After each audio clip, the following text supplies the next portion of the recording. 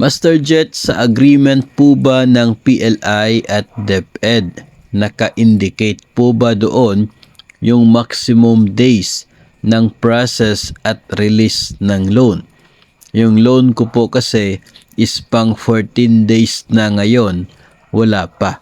So, sa tanong ito mga master, titingnan po natin ang sinasabi ng DepEd Order number 20 Series of 2021. Ito po yung naglalaman sa kasalukuyan na terms and conditions ng accreditation ni DepEd sa mga accredited private lending institution.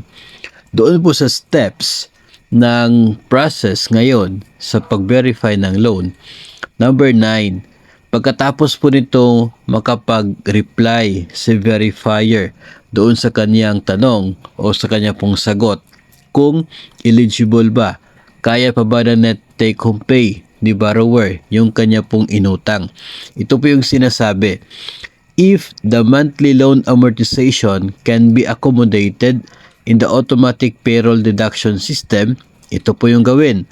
Approve the loan and release the loan proceeds to the borrower within 30 days from receipt of the verifier's confirmation and notify the verifier of the release of the loan proceeds through email within 24 hours from the date of loan release. So ngayon, dahil through email itong transaction nila, si verifier ngayon magre-reply doon sa email ni borrower. So sabihin ni verifier doon na itong loan na ito ay kayang bayaran through the automatic payroll deduction system. Kaya na kanyang sahod. Ipapasa po yun, i-send kay bangko at the same time kay borrower. Upon receipt of the confirmation from the verifier na kaya na bayaran yung loan na yon, within 30 days ang sinasabi doon sa agreement ni DepEd at ng mga bangko. Within 30 days from that date, yung pag-process at pag-release ng net proceeds ng inyong loan. Ako naman po ay naniniwala na walang bangko na gustong ma-delay yung pag-release ng inyong loan. Katulad po natin, gusto natin na maging maaga kasi need natin yung proceeds. Si bangko naman gustong-gusto rin na maging maaga kasi yung loan mo ay isang malaking bagay para sa kanila. Yun ang kanilang source of income. Yun ang kanilang kumikitang pangkabuhayan. No, kapag ma-delay si bangko sa pag-release, mayroong chance na itong si borrower ay hindi natutuloy at lilipat sa ibang bangko. Pag ganyan ang nangyari, na-miss ni bangko yung opportunity na makatransaction ka, madadagdagan yung loan portfolio, madadagdagan yung kita ng kanila pong kumpanya. So, in short, itong bangko talagang gugustuhin niya na ma-process kaagad.